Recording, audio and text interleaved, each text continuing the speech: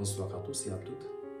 Aujourd'hui, c'est bien notre première vidéo à travers laquelle nous aurons à traiter de la méthodologie philosophique. Procéder à une bonne appréhension de cette notion nous exige à analyser les deux concepts constituant la formulation de cette discipline, à savoir méthode et philosophie. Commençons d'abord par aborder ce qu'est réellement une méthode. On entend par méthode toute démarche de pensée ou encore toute opération de l'esprit qui, pour atteindre un but, effectuée selon un ordre des opérations distinctes. La distinction des opérations de la méthode nous renvoie à l'idée que la méthode, c'est quelque chose qui est soumis à des règles strictes. Maintenant, il est question de savoir quelle est réellement la finalité de la méthode ou encore son utilité en ce qui a trait même au champ de la philosophie. Eh bien, comme on a souvent la prétention, la méthode n'est pas forcément une recette. C'est-à-dire, la méthode ne suffit pas pour vous aider à réaliser une bonne dissertation.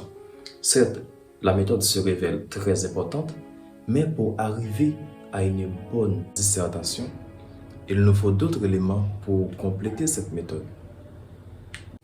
Eh bien, je dois vous dire tout simplement que la méthode permet d'organiser le travail, mais pas de le dispenser. C'est-à-dire, si vous avez la méthode, c'est bien, ça va vous aider à organiser la façon que vous aurez à construire votre pensée, mais la méthode sans les contenus est quelque chose sans importance. Autrement dit, la méthode sans les contenus est vaine d'importance. Maintenant, passons à ce qu'est réellement la philosophie.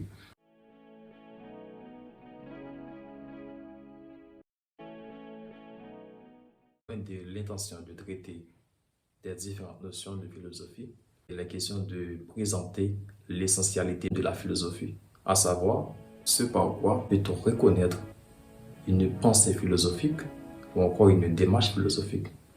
Eh bien, en ce sens, par philosophie, on entend un recul critique par rapport à ce qu'on croyait savoir, à savoir les prénotions, les stéréotypes ou encore les présupposés trop rassurés. Eh bien, cette opération se distingue réellement de la façon commune de penser. Mais qu'est-ce qu'on peut voir à présent? On peut voir que ces deux concepts, à savoir méthode et philosophie, opèrent à travers une même démarche, qui est la distinction, encore l'écart de la façon commune de penser. Pour reprendre, penser avec méthode, c'est penser loin des opérations courantes, à savoir adopter un moyen permettant l'efficacité des choses, et penser en philosophie, encore philosopher, c'est prendre distance des croyances communes ou encore des présupposés, que ce soit théologiques ou des présupposés courants. Si à première vue, ces deux concepts parlent de même principe, qui est le recul de la communauté, ou encore le recul de l'imaginaire collectif, maintenant, il est intéressant de savoir à présent ce qu'est la méthodologie philosophique. La méthodologie philosophique peut se définir comme l'ensemble des démarches, des procédés ou des principes à suivre pour mieux aborder un problème philosophique.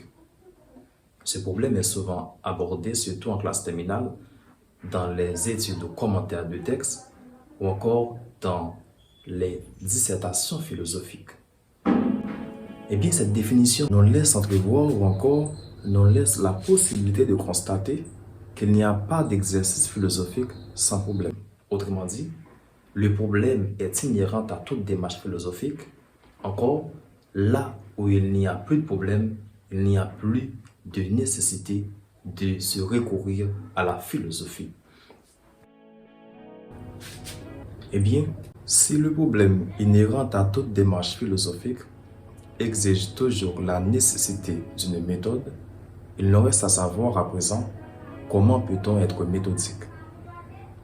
Ainsi, être méthodique ne consiste pas à défiler la totalité de vos savoirs à travers une démarche encyclopédique, mais il est plutôt question de regarder comment réellement accoucher à une idée beaucoup plus claire, plus plausible ou encore beaucoup plus directe que possible.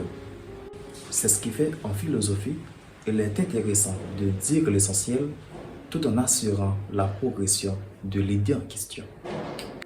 En fait, pour aborder ce problème ou encore cette situation de crise ou situation conflictuelle, l'apprenant doit s'efforcer toujours à cultiver l'art de la cohésion, à savoir l'art de la clarté ou de procéder à une construction logique. C'est ce qui fait, dans ces formes d'exercice, seule la force des arguments prévaut. On doit être très argumentatif. En ce sens, il est inutile de se contenter à donner une réponse exacte lorsque vous vous trouvez en présence d'un exercice philosophique. Lorsqu'on est en présence d'une étude de texte, on doit se contenter à découvrir ou identifier le thème, l'idée directrice, la progression de l'idée, essayer de comprendre ou encore de cerner l'intérêt philosophique afin de mieux appréhender la pensée de l'auteur. Eh bien, quand il s'agit d'un sujet de philosophie, il est maintenant question de découvrir ou encore identifier l'enjeu philosophique du sujet. Eh bien, je dois vous dire que ce soit qu'on est en texte ou en sujet philosophique, l'importance, c'est de révéler le problème cachant au sein du sujet. Parce qu'il n'y a pas d'exercice philosophique sans problème. Dans le texte, l'intérêt philosophique, c'est là où l'auteur va tenter de répondre à quelque chose. L'auteur part toujours dans l'idée de donner une réponse à un phénomène, essayer d'éclaircir quelque chose. C'est ce qui fait, les textes des auteurs sont souvent abordés soit par une mise en garde, soit une réfutation, soit une exhortation, etc.